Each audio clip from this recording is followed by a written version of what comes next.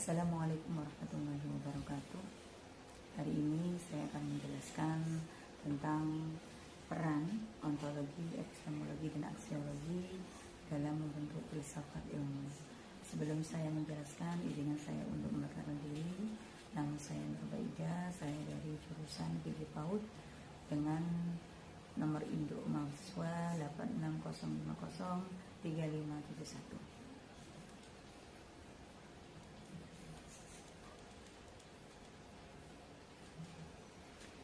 Sebelum masuk dalam materi, kita harus mengenal dulu apa itu filsafat ilmu.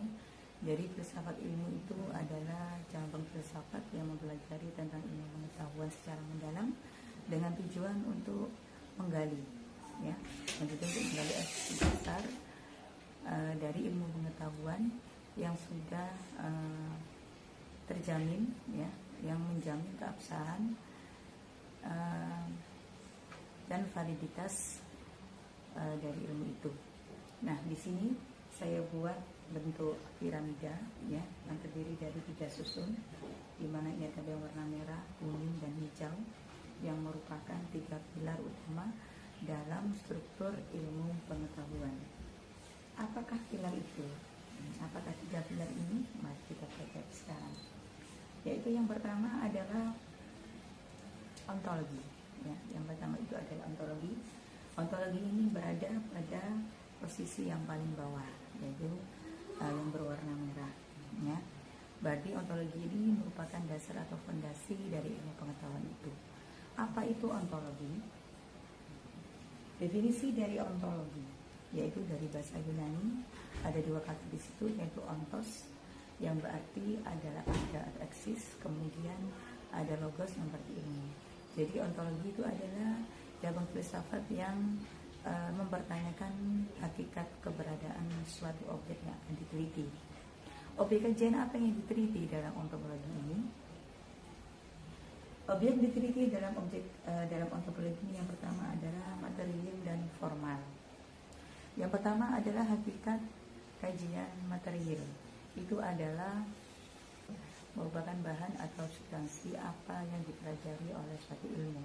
Dan yang kedua itu adalah hakikat objek formal yang merupakan sudut pandang yang digunakan untuk meneliti objek dari materi itu. Nah, dicontohkan seperti ketika kita meneliti tentang kesejahteraan seorang guru, ya. Dari kesejahteraan guru ini yang diteliti dari segi apanya? Apakah dari gaji guru? Nah, ini termasuk hakikat objek material. Kemudian yang kedua, jika ditinjau dari formalnya, itu apakah kesejahteraan guru ini membuat guru tersebut senang, jadi menunjukkan ekspresi dari guru tersebut. Kemudian yang ketiga adalah fungsi ontologi. Fungsi dari ontologi itu adalah untuk membatasi atau memperjelas objek apa yang akan dikaji, supaya ilmu yang dipelajari bisa fokus secara tajam dan tidak rincu dengan ilmu yang lain. Kemudian hakikat dari ontologi ini itu adalah untuk menjawab apakah ilmu yang dipelajari ini tergolong material, ya, material atau berupa materi, atau yang kedua apakah imateri, ya, dari sudut pandang ide atau pikiran. Yang ketiga adalah keduanya. Kemudian berlanjut ke yang kedua. Nah, yang kedua adalah epistemologi. Dalam piramida ini, epistemologi berada pada tahap yang kedua, yaitu menghubungkan antara yang bawah dengan yang atas, ya. Apa definisi dari epistem? Ya, definisi dari epistem itu ada dari bahasa Yunani. Epistem adalah pengetahuan, logos adalah ilmu. Jadi epistemologi itu adalah ilmu yang berkaitan dengan metode yang fokusnya bukan apa yang diketahui, namun bagaimana kita mengetahui, ya. Kemudian yang pertama adalah metode ilmu. Metode ilmu ini menjelaskan tentang proses sistematis untuk meraih kebenaran. Nah, meraih kebenaran itu bisa dengan cara deduktif atau induktif. Kemudian sumber pengetahuan. Ini tergolong termasuk yang berasal dari rasionalisme atau empirisme atau pengalaman manusia. Yang terakhir, kemudian yang ketiga ini adalah uji kebenaran, yaitu uji kebenaran dari 3 teori yang ada. Yaitu yang pertama adalah teori koherensi yang merupakan suatu yang sudah dianggap kebenarannya karena memang sudah konsisten. Kemudian yang kedua ini adalah korespondensi, yaitu merupakan suatu yang memang sudah cocok dengan faktanya. Dan yang ketiga ini adalah pragmatis atau utility yang sudah yang sudah dianggap mempunyai kegunaan bagi kehidupan manusia. Yang ketiga adalah aksiologi. Aksiologi ini menduduki posisi yang paling atas yang merupakan tujuan dari pengembangan ilmu. Apa itu aksiologi? Aksiologi menurut bahasa Yunani aksia yang termasuk nilai, kemudian logos yaitu ilmu. Jadi aksiologi adalah ilmu yang mempelajari nilai. Ya. Jadi apa yang dikaji dalam aksiologi?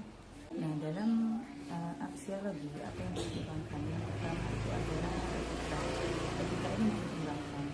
Apakah ini mendukung martabat manusia atau menabrak norma yang ada? Kemudian membahas apa lagi?